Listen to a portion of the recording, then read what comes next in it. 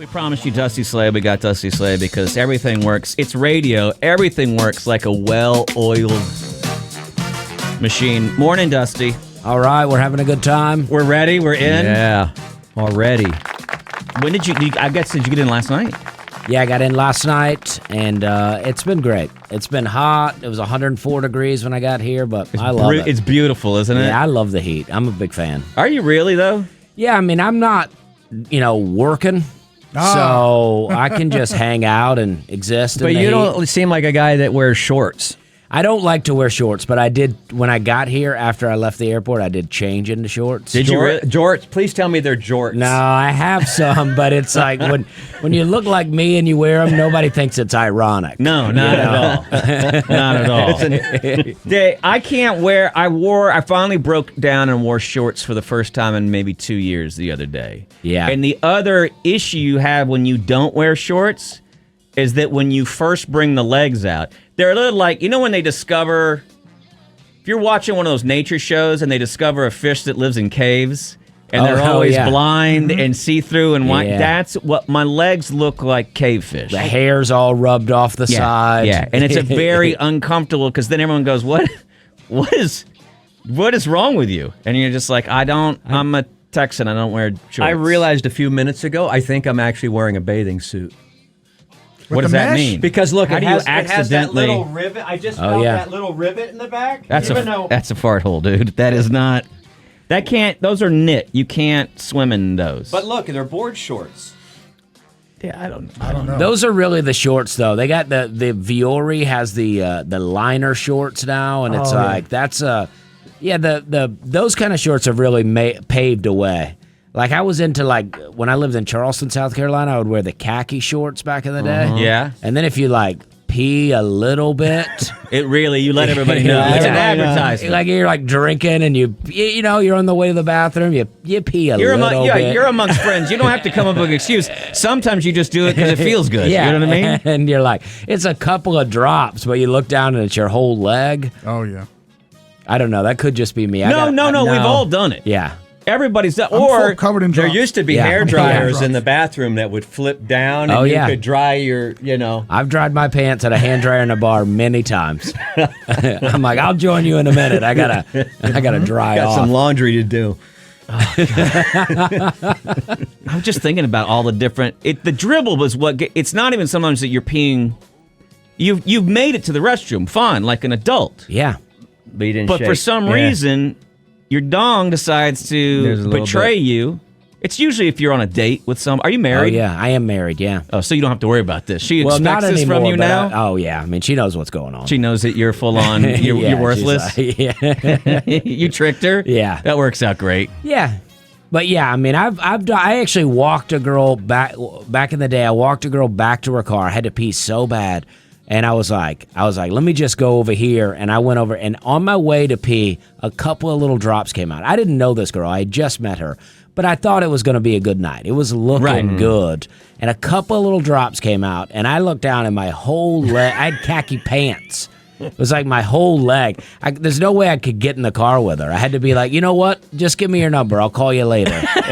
And your shirt tail is never long enough. Yeah. You're never. That's when you don't want untuck it. Yeah. You walk a girl home at 2 a.m. and then you go, you know what? I'll just call you another time. I had a buddy named Greg who was at a TGI Fridays. He lived cat a corner from it in somewhere in Colorado. Accidentally had a fart with extra. Oh. So he ran out. He ran out of the back, runs cat a corner to his apartment, changes, showers, comes back. Wow. Just really quickly. Sits down, panting, and she's like, Did you shower? And I was like, how did you play that off? And he's like, in my mind, I felt like I was doing the right thing. Uh-huh. The right thing would have been to say, I have to run home. My mom just died. Just something, anything else. Right. Because he said, there's no hand dryer for that. He said, the more I tried to explain why I had just showered in the middle of the date, the worse it got. What did he do? His whole head and everything? Did he shower? Yeah, it's like you just shower the lower body. He rinsed and repeated? Don't even shower. Just a warm hand rag and just plan on nobody being down there. Right. Do you know what I mean? Sometimes you just have to accept, hey, I've screwed this up. It's not going to happen for me. Yeah. Plus, now you seem like a gentleman. Yeah. But instead, you seem like a creep who's, oh, yeah, I'm sorry. I murdered somebody really quickly while I got up to the restroom, and I needed to get the evidence off me. Anyway, we still going to go to that shallow grave after our stuffed wings? Yeah, or maybe just be like, sometimes I like to shower mid-date. It's for you. Yeah, just own up to it. I like to stay fresh. Yeah. Well, I didn't know if you were going to be down there, pecking away. How long you been waiting? waiting? Yeah, this seemed to be going pretty well. Yeah, so exactly. I thought I'd freshen up. The thing is, I came here with a real dirty dong, but it felt like, you know what I mean? You didn't order too much, so I figured, hey, she's one for me. Yeah, I didn't feel good about the date in the beginning. How long you been married now? I got married in 2017. Sorry, I 6 realized that I years. just did that, and I really put you on the spot. No, it's okay. We'll erase this part out of the my wife podcast. also knows that I can't. I memorized 4 birthdays when I was a kid. It's my sister's, my mom's, and my dad's, and that's all I got. And I don't even know my dad's that well. Did you grow up whole family? No. Well, I mean, my parents are divorced. Okay, thank God. Yeah, and my sisters, we have a different dad. And then I have a younger sister. We have the same dad, different mom. So my younger sister's not related to my older sisters. Okay, this is because when comics come in, and any comic was like, oh, my parents are married and they're happy and they're really encouraging of my stand-up career. I'm always like, all right, I don't think I like you as a person. There's something that I can't trust about that kind of human. Like, oh, I'm just funny and I'm supported and loved. And I'm like, all right, you're not. I don't like it. It is funny to meet people with married parents and be like, man, what's that like? Yeah, you know what I mean? But it almost seems suspicious. It does.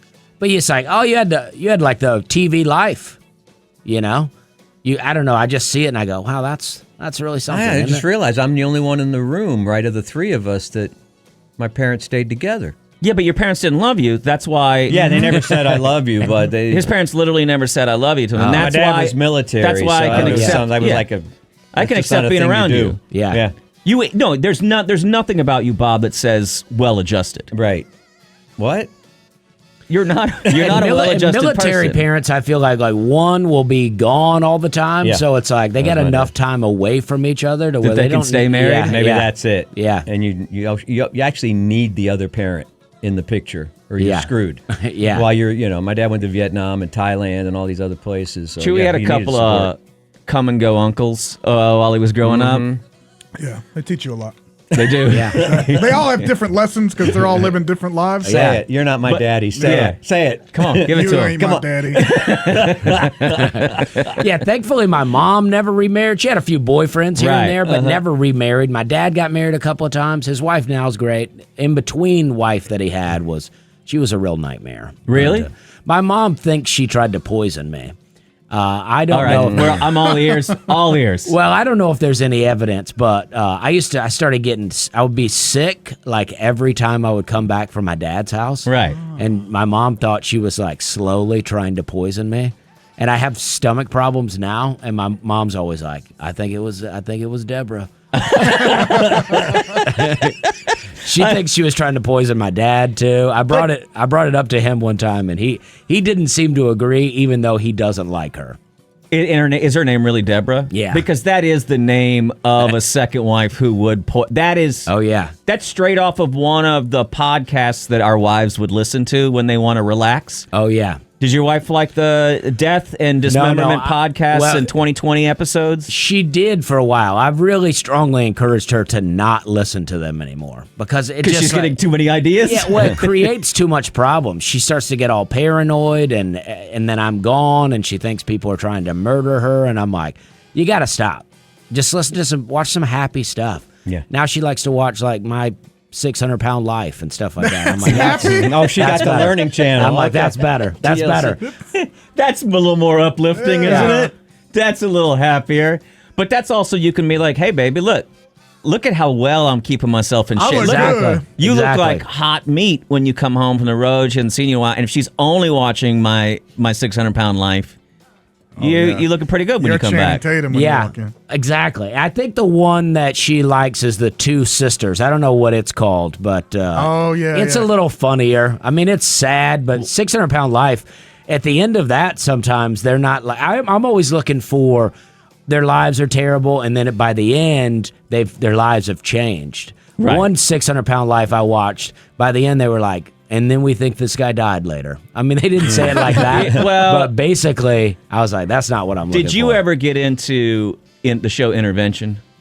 A little bit. She was really into that. Okay, I was too much so because you were like, oh, it's a real delicious exploitation that we've done in America. You go into the home of somebody who's really kind of lost everything, including their family, and then you say, "Can I turn some cameras on?" And the caveat is the release is, "Hey, we're going to get them help," right? Yeah. Except like even Jeff John Von Vondren, he had a weird name like that. Yeah. He was one of the guys that helped get you into therapy. He ended up going back into therapy because look, addiction is brutal. You're Yeah. from Tennessee? Yeah, well, I'm from Alabama. I live in Tennessee now. Okay, well then you that's the addiction belt right there. Yeah, for sure. You've seen the Yeah. you've seen the addiction highway. Absolutely. You've seen that all the beauty that Oxy has brought our country. Yes. And so they would take these folks and you would be like, "Oh my God." But then at the end you'd see somebody who just in 30 days you were like, "Holy S, how's that even the same person?" The colored return of their skin, they've been working out and eating vegetables, and then there's that little thing at the end that was because we finished this 6 months ago, now it's playing, and they're always like, Kyle ended up relapsing and is back to having sex with strangers under the freeway, and you're like, No. Yeah, it's like, no. oh man. Yeah. Oh, that was the dad, right? That and then Hoarders I got into for a while. Hoarders, I can't watch Hoarders makes me a little sad. I got a lot of family that's kind of hoarders. Well, that's what happens. I Yeah. realized my mother was a hoarder. yeah. Yeah, but that's a whole other level on that show where they were like doing. Your mom probably never did Bob, cat hair in garbage bag. did you have relatives that are hoarders? Yeah, my mom and my grandmother. Actually, my dad has kind of turned into a bit of a hoarder. Well, he's collecting wives, though. Yeah, That's different. yeah. Well, that's a true. different kind Well, of that hoard. is true. At least he clears them out after a while. Yeah, I mean, like like my dad was married for the first time for like 10 years, and then married to my mom for like 3, and then 10 years, and now like 20. It's like he's doing all these marriages, but it's like he's married for a long time. Yeah, but does your mom is she ever pissed that she was the 3-year marriage? I think, Or she's just the smart one and got out? well, I mean, I feel like that they never should have got married in the first place. Right. You know, I mean, things I've heard. I don't want to put all their business out there, but things I've heard, they should have never got married in the first place. But it's the one that mattered, the one where you like had a kid together. Like you should try right. But Well, I'm glad that. Anyway, I'm sorry I changed the subject, but you were getting into your family's hoarding. oh yeah, well, you know, like my grandmother used to just have all these things, and my grandmother's kind of mean, right? So you'd go there and it'd be so boring. She lived deep South Alabama. She didn't have air conditioner. And it would just be hot, and we're just sitting there. She had TV, but it was like you could watch the Braves, and that was it. And I like the Braves, but you're a kid. I mean, baseball's boring on TV, especially when you're real hot. So I'd just be digging around in the house, you know, and I go, hey, look what I found. She goes, you didn't find that. It wasn't lost. You know? But she wouldn't really let you touch anything. Really? You know, I mean, and then my mom is like that now too. My mom's not mean. You can touch anything you want, but it's been piling up, and it just like, so you watch Hoarders and you're like, this is my mom's a small version of this, but it's still like it hits home in a weird way. Where's she getting a QVC? Is she one of those QVC moms? Or? Well, she, worked various jobs, but one job she worked at Office Depot for a long time, so it was the clearance rack in there that was just getting her. And then she was doing this thing with hospitals, so she would have all these things she would bring home she was bringing home, like, paintings from old hospitals and stuff. I mean, I had a lot hanging in my apartment at one point. But That actually sounds pretty hip. yeah, we all get into a little hoarding in my family. I like to be like, I'm not doing it, but now that I've got a house, I mean, I'm hitting up Facebook Marketplace. I'm buying things. no. I mean, What's the best find you've gotten on the Facebook Marketplace? well, I got like this really cool coffee table that's got like, it's like a big chest kind of thing Yeah. that I like. But I just was looking for like a pantry for the kitchen, and I'm looking for an old school. So you're only getting like old people that have it, and they always got like excuses. I'm like, can I come today? And they're like, yes. I'm like, can you help me? And they're like, oh no, my back is bad. And then Right. I kept going back and forth with this lady, and then eventually she was like, I fell today. I'm in the hospital. Now we have like a relationship. I'm worried about her. That's a good Christmas story. You ever seen the pages where like your neighbors are giving stuff for free they don't want? What is it called? Oh, that's ridiculous. Like, I have some Buy spicy nothing. peanuts. Buy I don't like nothing. them. What is Come it? get them. Buy nothing. Buy My wife's nothing. That's addicted what to it buy is. nothing. Oh, I got to check Old that out. shoes. Literally and socks Facebook and- groups that you join, and people, and I'm not kidding, people will say, I made spaghetti tonight. I'm a single person, but I followed the directions and didn't realize that I made spaghetti for 8. So I had the spaghetti. It's good. Who wants it? Wow. And they're just giving away stuff like that. Or like, hey, I've gone through menopause. I have these 4 tampons left I'm never going to get to. Anything. Come and take them. And every day when I'm leaving, my wife's like, oh, because we get in the car. We're always late. We have 2 kids, so we're always behind, trying to get somewhere. You got that thing where you got ready too late anyway, so now you're sweating. You get in the car, you're already sweating before you get somewhere. And she's like, oh, we have to go like 5 streets over. at this. And I'm like, why? And she's like, well, there's a shake weight over there we have to get. And I'm like, the shake weight? You mean from the... Yeah, I just wanted to try it. I'm just like, it can stay on, it'll be there. No one's going to steal it. We'll come get it later. I've been telling the lady for 2 weeks I'm going to come get it, so we need to go get it now. Yeah, she trades stuff on Facebook, and that makes her... yeah. You're in a great place if you don't know what this is. Oh yeah. Well, I don't know. Now I know. So now I may check it out. And I like DVDs. I'm like, the last DVD collector, I okay. think. And I get into it. I always feel like that the digital world, they're just going to start eliminating movies, and we're never going to be able to watch them again. So movies I'm not even trying to watch, but I thought maybe one day I like to buy them. I got a DVD, like an old 280 DVD case. I got a couple. I'm buying them, and then now it's like sometimes you buy them and it's just the silver cover. So I brought labels, and I started printing labels and putting them on there. My wife's like, "What are you doing?" And these aren't the Blu-ray. These are the low resolution, just DVD. Oh yeah, I'm doing it while she's asleep. This is what I'm hiding from her. I'm printing labels. She doesn't care. I'm showing them to her. I'm going, look how good the case looks now. I wish I had some to get, because I've given them all I away. know. I but- sold mine literally by the pound. That's the thing. You might as well keep them because they're worthless. They're Yeah, worth- yes, You yes. take them, you box them up, and they'll go, that's 25 cents Oh for yeah. that box of DVDs. I've talked about it on my podcast, and I've had people send me boxes of DVDs. Well, and I used to collect them and too. give them out at shows and stuff that from the dollar stores. It was always movies that were made for Lifetime or Hallmark or something. yeah. They were it was terrible, terrible movies. And if you see them on streaming platforms, you're like, I'm not going to waste an hour and a half of my life on this story. But for some reason, when you had bought it for $1, it was more exciting. Like I have one Hawaiian shirt that I got for 1 penny at a Nordstrom rack, and now it's my favorite shirt because I got it for a penny. That's way better than getting something for free. Yeah. You're like, it's like you completely beat the system.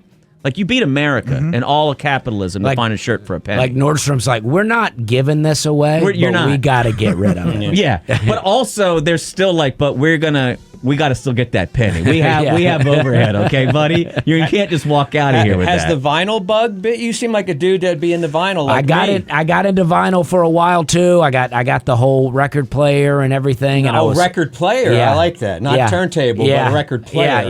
Yeah. That's what we called it in Alabama.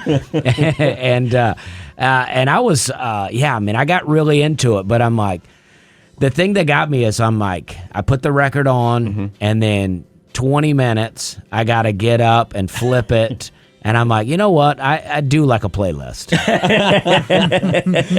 Don't care for the the expense and the inconvenience of vinyl, right? Yeah, but it does look nice. I like to feel. I like physical things. I like to feel it, and and it looks good. I got a bunch of old. And the thing is, I like old country. A lot of these cities you go to, nobody cares about old country, so they're cheap, and they got a bunch of them. Yeah. I got into, because I like old country as well, and one of the things in Texas you can still find are boxes of 8-track.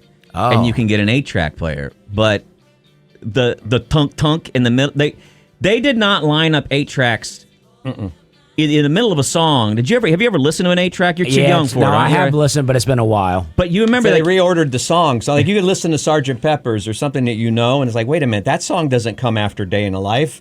Because they have a certain amount of time. It's more tracks, and they only had a certain amount of time, so they had to so they reordered the album. Reordered the album But so they could fit them on the tracks. even then, sometimes it would have to switch directions, the play, and it would happen because it of would the way fade out it would fade on a long So song. you would hear, I like got Freebird. drunk the day my mom got out of